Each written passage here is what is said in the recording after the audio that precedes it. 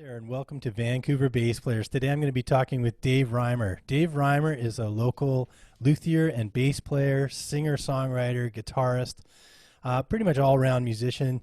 His credits include working with people like Bryan Adams, the Headpins, Lee Aaron, BTO. That was a big one for me. I loved that band growing up. And Randy Bachman as well, Cease and Desist, Barney Bentall, and the legendary Hearts. And Dave also, as a lot of you might know, makes instruments. Kirby Barber, who I just interviewed yesterday, has a Dave Reimer bass. So, hello, Dave. How you doing? I'm good, man. How are you doing?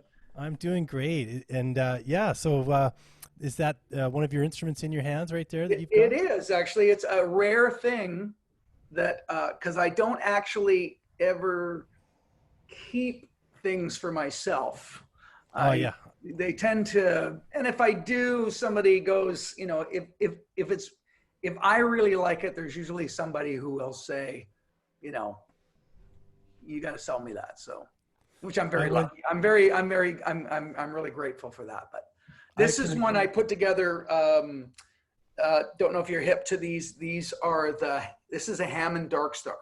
Cool. So they haven't been made for, I'm going to say close to 10 years, 8 years now. I think Curtis Novak is making a version of it now. It is the old bisonic pickup that Hangstrom made in the 60s and Oh, has yeah. a really cool, there's like two big bar magnets inside. So it's very Fendery, but it also is extremely dynamic. Like it, and then so you can play all around it, and it gives you a lot of stuff. It doesn't. It's very dynamic in the way it doesn't compress. I mean, if you beat the crap out of it, it'll punch out. But yeah, it's really cool. And I just did the kind of the non-contoured thing, though I put them on the back there and on the arm because I can't live with it. And yeah, kind of like a 66 precision, like slab body P bass. Oh, yeah. So And, just after the CBS.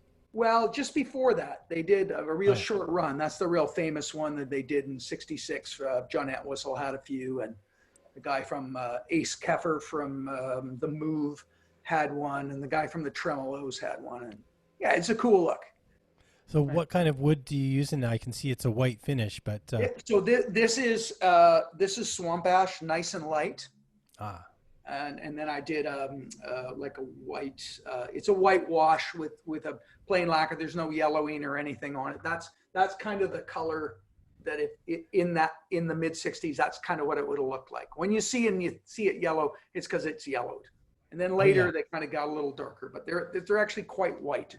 I So remember my jazz bass. The headstock on my Fender was orange, and yeah, the body was kind of orange, and then the neck was just maple.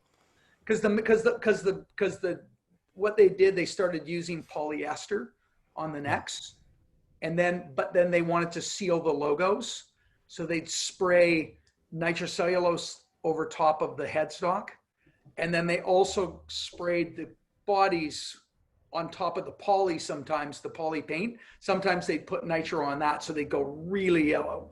Yeah, they're yeah, really strange.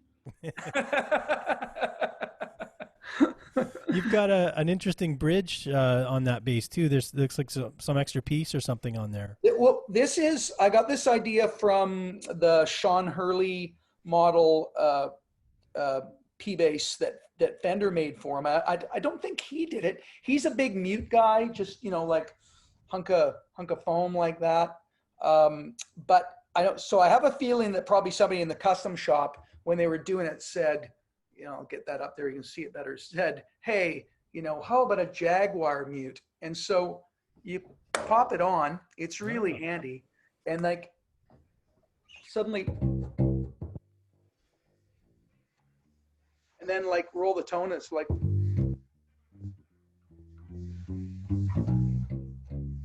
you can go from there to nice and then you can really Instant quick. Motown. Yeah, you can get it's really fast. It's a very cool thing. It does involve drilling a permanent hole there's like a spring under there. So this is not something you can just add and then go, oh, I don't like it. You got to commit. It's commitment. I thought, because it already has this is different and the body's different, that I would kind of go for something like that. Well, that looks like a real like working bass. Like you could use that in so many scenarios. It was raw, actually. We were just doing the last Learin record at Afterlife, and I brought it to the session and ended up playing it on like 6 of the 12 songs. Fantastic. It just had a really cool, pokey, very P-bassy, but with just this extra thing, this kind of driving focus that's really cool. On this, I put the pole pieces are exactly where the top P-bass pickup is. Okay. But I also did something that other people haven't done before, from what I can see, is I made it a universal route, so you can flip the pickup around. You don't even have to know anything about nothing, like no wiring, nothing. Just undo those 4 screws, turn it around without, breaking something. And then now you got a tighter sound, a little bit more on the Music Man-y kind of side, right? Oh, so the coil would move closer to the bridge if you flip it around. Yeah, it would just flip it around to wherever that is. And nice. You could change it. I mean, I guess if you put it in a circle or something, you could actually spin it around, right? Yeah, you got to market that. No. That really worked on the grabber, right? The Gibson grabber. Yeah, you could slide that pickup around. I remember. Yeah, you could do that, and it's a great idea, but that takes thinking, right? It's like all the knobs and everything else, right?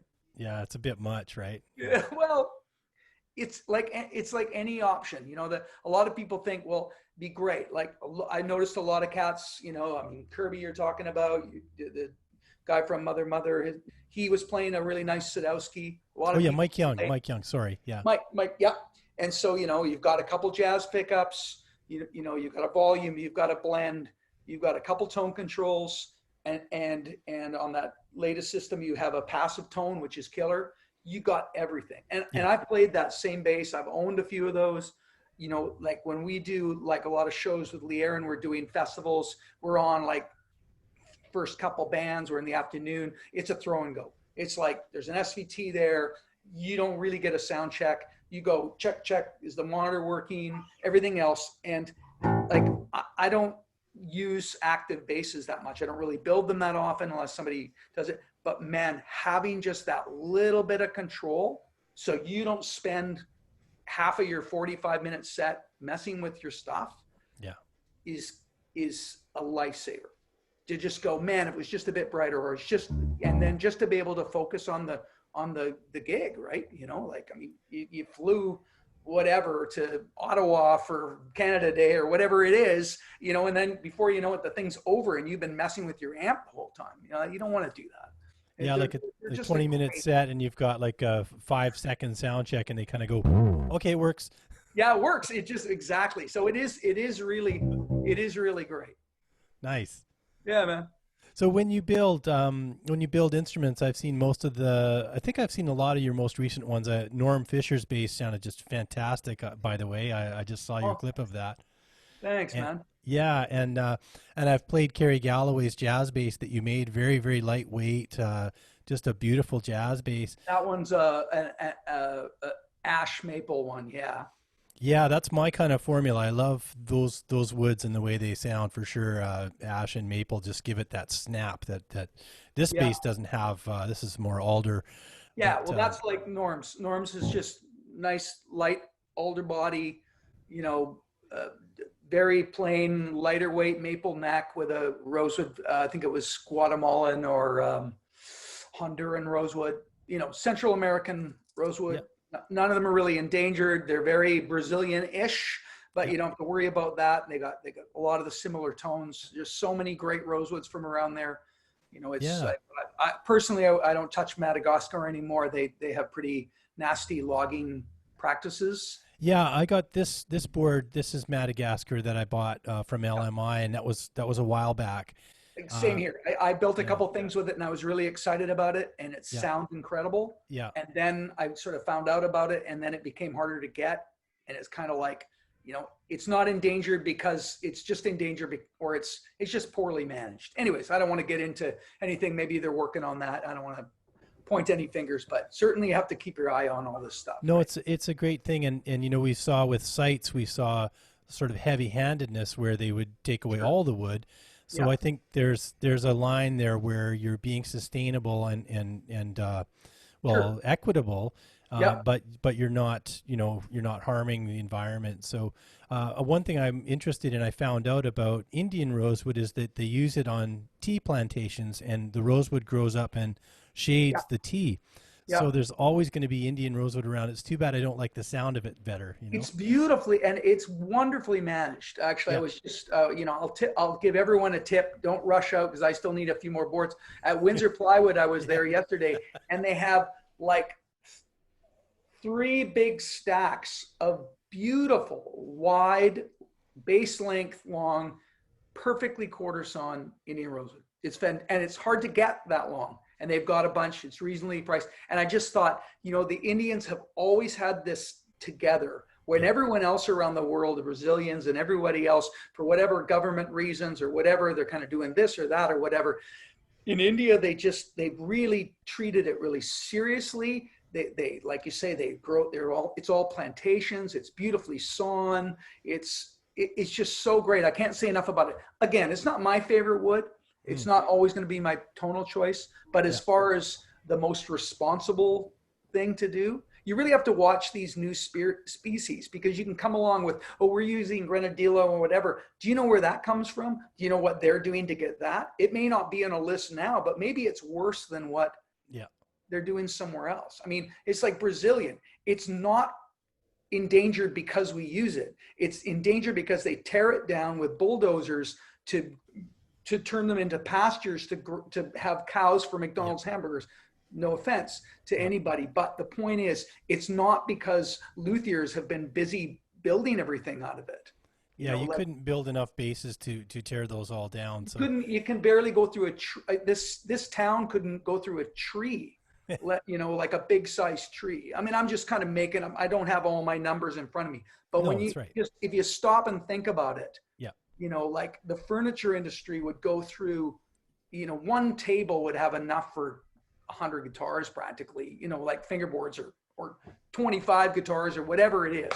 It's not the issue. It's a good thing to be try not to read all the blurbs and go, I'm being environmentally friendly because Martin says so, or what. Again, no offense to anybody, everyone's trying, but just it's a good thing to be aware of what's actually happening with some of these things that are in danger and why they're in danger. So we got to tell the other builders around, don't go to Windsor and buy up all the Indian rosewood just because it's For a the good next source couple of, of weeks until I find some cash to go yeah. get some. Yeah, I we'll just picked have up to a stop couple. everybody.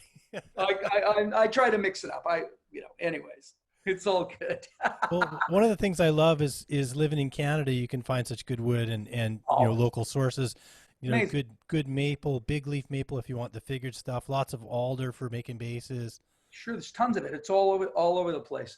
All this maple. I mean, this is all North American. I mean, swamp ash that comes from the southern states. Yeah, And then all the eastern hard rock maple that comes from, and there's sugar maple, like you say, but yeah, I mean, lately, the last couple of years, I've just been really back into the Fendery style things. I've been building a lot of that style, and I have been for a lot of years. I returned as a like I split myself up.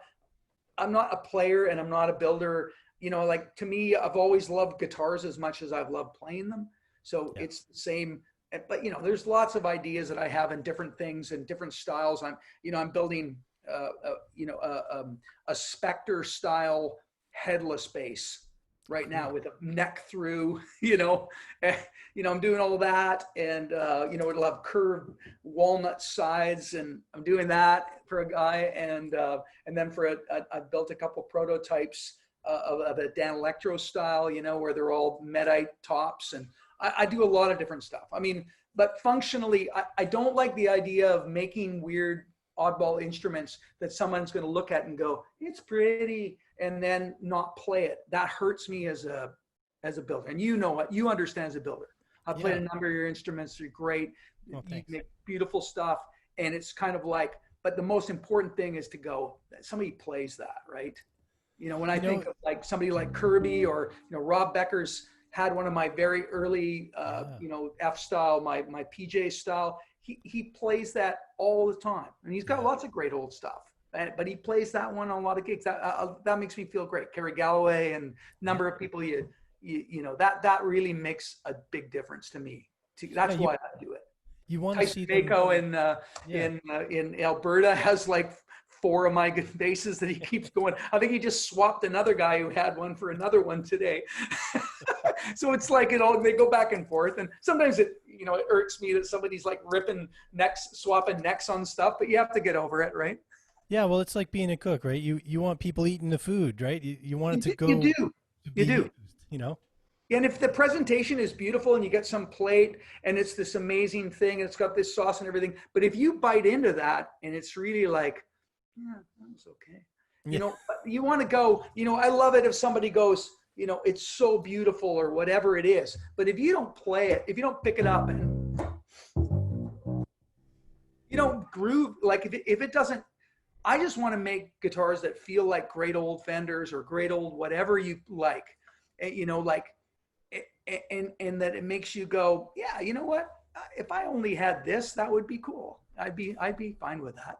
You know? Yeah, I think we got to have, like, I think every builder has that little jar of magic, and they, like, you know, they sprinkle some of it on every one of them to make it so it's not just an off the shelf thing, and there's that sense of what your vision for it is and your influences and, you know, players that inspire you and sounds that inspire you and also are useful in the workplace. A handful of years ago, I think I had, you know, a couple Sadowskis. I had a couple of things that I built that were in that kind of, you know, Super J kind of thing. Yeah. I didn't actually have a P bass. And I remember going to a session, you know, for a record that just came out recently, Radio Grand album, and just going, really have a P bass, you know, like I have to borrow one, like thinking this is kind of crazy, you know, and I've really rediscovered, you know, like when I first started out, you know, when I was a teenager, I had a thing I actually built, you know, like I had this Flying V bass, you know, and with fretless, and it was like, you know, and then when I bought my first good bass, when I was like, I think I was 15, I think it was. Bought a Rickenbacker because I was a huge Chris Squire fan and a big Geddy Lee fan. But then after that, I kind of got into a couple, like a Precision, and then I got into a Lato. When I played with Bryan Adams, I look back at pictures and think, oh my God, it's so 80s, right? I'm wearing like pleather pants and, you know, and a camo top and my hair, feathered hair. And I think I'm so, you know, hip to whatever, you know, like, but I'm just out of it, you know, like, and I'm playing this super, you know, woody looking Lato with reverse DiMarzio, you know, pickups. But then, you know, and then right after that, I, you know, did my first sort of handful of old Fender basses, like a jazz P bass and everything else when I wasn't really building, you know, and then they went out the door and I started, you know, building stuff. And, you know, anyways, you come and go with all sorts of things, Hoffners and, you know, like, I'm just not one of those people, you know, some people are really lucky. They get their first bass or their last bass first, you know, and it's just not me. But I mean, when people go, well, how did you learn to build? How did you do that? It's because I owned all this stuff, you know, like, and you know, that, you know, I know what a 60 P bass feels like. I know what a 58 feels. You know, I know all these details that people go, well, how can you tell that from across the room? Because I've owned them all. I've had all that stuff. I don't have them. I mean, I'm not a collector at all. And the old vintage ones I own, they're reference points, and a lot of them are all cobbled together out of bits and pieces because I enjoy that a lot more. I don't want to own the minty thing that sits in the corner. I've had a few of those. I've never really appealed to me. So. Yeah, you know, they're like old friends, right? They take you on that journey because half the time I'm playing, I'm listening, and then the rest of the time I'm kind of, you know, so yeah. Well, I'll tell you my story how I got into building. This will make you laugh. I don't think I've told you yet. So I was in grade 10 or so, and I bought my first jazz bass, and I remember I was playing it, and I actually had an Attila bass first. Odyssey Hawk was my first bass. Nice. Yeah, Vancouver, famous Yeah, builder yeah. Attila Ballo. I Uh, wish that I yeah, had right. one of And those. that was the very first bass I bought, and I could have bought a Fender, and it took me a while to get around to the Fender. But I remember seeing Geddy Lee playing a Fender, and I thought, okay, I've arrived. I've got the same bass as Geddy. But it was one of those 74 or so where the neck was a little bigger. Yeah. So I found out, I didn't know a lot about woodwork, but I found out you could use a spoke shave, to shave something and shape it. So I took my base and I made that neck smaller and smaller until boom, out popped the truss rod out the back. Oh, dude. But I didn't stop there. So I had another base. I had two of them at the time, and I thought, okay, well that's interesting. I wonder if the other one's got one in there. I'll try shaping that one. Ah! Oh, I burned myself on this element. I wonder if the other one's just as hot. Yeah. Goosh.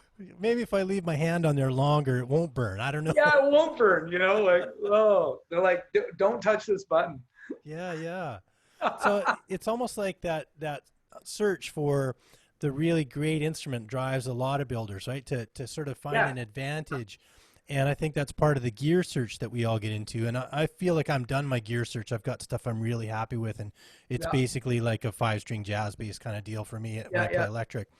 And even my double bass, I feel like I'm kind of married to that instrument. So the hunt for them is a little less than it used to be. But Oh, but that's I gotta show you one. Hold on. what have you got there? That's that. This is my parts 58. Oh, It's sweet. like the body came from one place and the knobs are from some, and the pickups are another. It's all 58. And then I refinished it, or I had my buddy in Victoria at GM Vintage refinish it, and then I've aged it and done a bunch of stuff. But it's like exactly, it's just like you get. And this is the one I've had lately where I've gone, ooh, maybe I'm keeping this. Maybe maybe I finally found something. But it's a sweetie. It's a cool bass. I remember seeing a band in the 70s called Tees. They were like Ontario guys. Yeah, And the bass player was a great singer too. But he had that mirrored pick guard and he would shine the spotlights out into the yeah, yeah, audience. And yeah, it yeah, was, yeah. yeah. So now you can do that. Now I can do that. Nice. Have you got another bass there to show? Oh, another Reimer bass? Yeah, let's have another look at one of No, yours.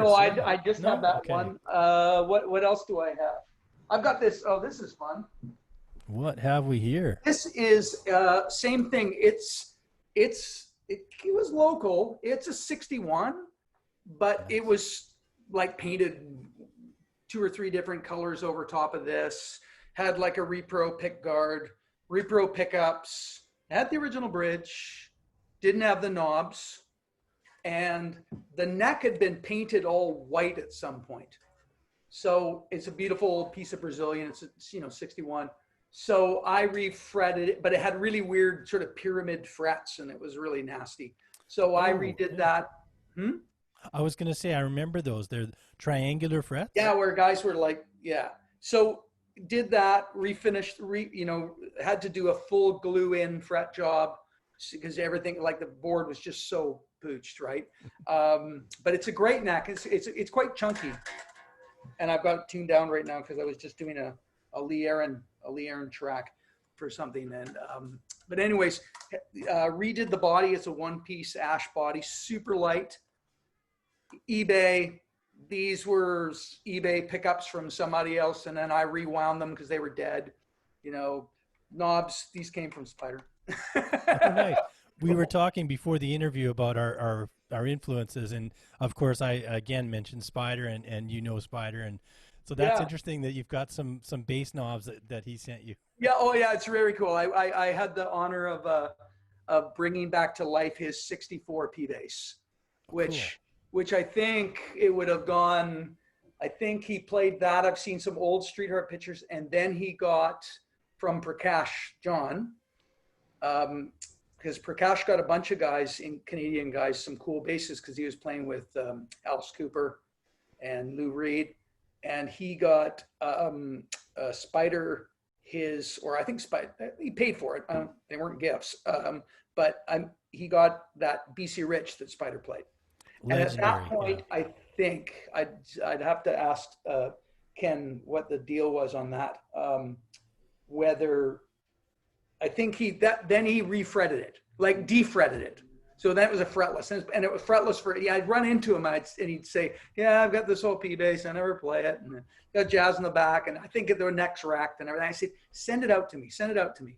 And we have a really good mutual friend, Jeff Neal from Street Art is my buddy from years. I played with Jeff for years when he's been out here, and of course he plays Street Art. And Jeff brought it out one time, and it was, again, kind of like the other one I was showing you. It's just all this, like the fret slots are just, nothing would stay in, but it's all just glued in and just massaged and massaged. But it turned out great, and I think Spyder plays that every once in a while back in Winnipeg. So. Yeah, I think he showed me that bass at the shop one time. I think I had a quick look while that was a work in progress. Yeah. It's some of those are the ones I love. I love bringing back to life. He didn't want to go as far as refinishing it and bringing it back to original, but he kept the jazz in the back. But that's cool. It's funny. I think 3 out of the 4 electric bass players that I've interviewed have a PJ, usually a PJ 5-string. Yeah. So it's interesting because, there's been talk around that. If you have a P bass, do you want to have the pickup in the back? And I found for me on this one, I don't know if you're hearing that real well, but there's a P bass sound. And then this one also does this. So you can kind of get the Jocko sort of tones out of it. Do you like them together? Never. See, I'm the same way. Yeah. I never, because to me it's a phase. Some people love it, and I mean, I pick it up, I instantly hear it, and I have friends that I hear play with them, and it sounds fine. Yeah. But to me, a PJ, like, there's a phasing issue. There's just, I'll grab a P, like, there's. We could do this where I play and you play. Like, check it. This is both pickups now. This is a sound neither of us like. Yeah. Versus the P bass by itself. Yeah. You're right. It's way better. Yeah. I could pull out a jazz and you'd hear that difference. It's just, it's not the.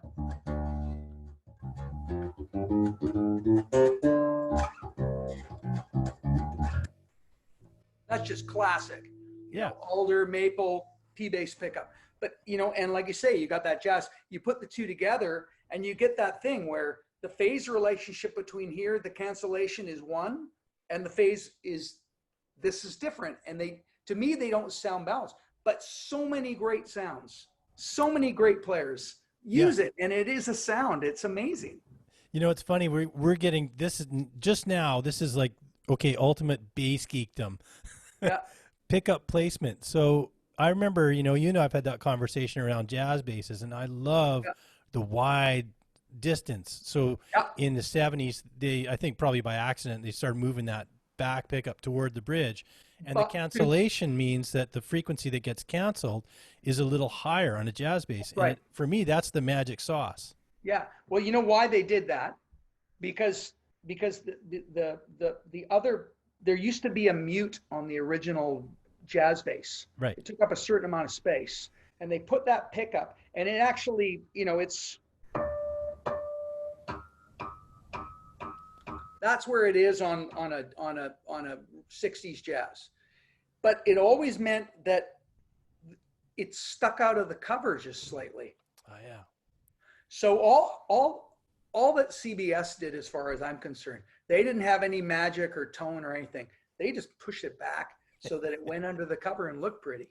Like a lot of that stuff. It's that, I mean, Leo was a guy, he didn't play it all. He just sat around and he would design a pickup, and then he would just kind of have a boat and he would just move them around. Anybody who saw it, the last stuff from his, from the GNL, his research and design room, right, at CFL where he worked, he just had trough things, and he would just design a pickup and stick it on a board, and that would go underneath the strings, and he'd just find the place that to his ears, his non-musical ears, but he had a great set of ears that he would go, that's where I think it should be, right? So, yeah, amazing, right? And so a lucky aesthetic choice they made that ended up being a sound I also love. I Yeah. also really love those, what they call the TV logos, where Yeah. it's like jazz bass and it's like yelling at you. I Yeah. thought that was just fantastic. Well, that's totally CB. Like, I mean, they had come up with that blockier logo in '64, or actually it was always there from '60. The Jazz always had the larger logo, Yeah. though they chose colors that would be a little bit more muted. I mean, one of the things that I think, what was it, Bob Prine was the guy who did a lot of advertising. He helped with the whole kind of bringing the logos together, because they had multiple in the '50s. They, this artist did one, and then another guy did one, and Leo would go, yeah, that looks fine. But they were all over the place. So I think when CBS took them, they just kind of going, we need a logo, a corporate logo that's going to look like this. And yeah, they would look on, they would say, oh, it's, I'm just going to make this up, but just that idea of, you would say to the CEO, a lot of guys plan our stuff. And he goes, I can't tell. He says, well, it's right on the headstock. I can't see it, Yeah. well, then we got to fix that then, they got to make it big and loud. And yeah, it's like my old Reimer logo, was kind of a big blocky thing. And now I've switched to, like a total, understated, Oh, it's classic. thing that I love looks it. very, very Fendery looking. No, it's great, Dave. I like that. That's a great Like, logo. yeah, and I had that one designed years and years ago. I thought, no, I should try something different that's a little bit whatever. But I've just gone where I don't really care anymore. I don't really want you to have to read it. You get to a point. I'm not about my brand in the way that I used to. I just want to make some good stuff, right? Nice, nice, Dave. Yeah. Well, I think I'm gonna start to wrap up, just because we could probably talk bass for Yeah, another, and we have, Yeah, we have. and we will again in person too. Yeah, for sure, man. How do people get a hold of you if they've got instruments that need fixing, or they're after a Reimer bass? The easiest thing right now, I don't have a website at this point, but you can just get a hold of me, just Reimer Guitars on Facebook. Perfect. And just message me, and we, I can shoot an email, and if we need to have a phone, get on the phone number and just talk. Yeah, I'll put a link up so people can check in with you. That's Yeah, great. cool, man. Okay, Cool. well, thanks so much, Dave. It's been great chatting with you. Hey, And we all the forgot best. because we were talking about Spyder. We forgot Oh, the the Spyder trick. lesson. Let's do the trick before we go. Okay. Okay. So I'm holding We the were pick. talking about this. We were both Okay. saying what big fans we were. Exactly. So I'm starting playing action. Yep. And So you do, and then you do all the verses, but then you would go into, after the end of the verse, you'd hear all this fast, and you know the lick better than I. But oh, can I do it? Can I do it? yeah, you do it. You do it. So we started with a pick, but now we're on fingers. Yeah. And I remember I never could figure that out. And years ago, I was playing. We were doing a Lee Aaron show, and Loverboy was the last band on, and we were hanging out, and I was talking to Spyder, and I watched him do a solo, and I watched him. He's playing with his pick. He's going, and then suddenly he's doing some stuff, and he can do this so quickly.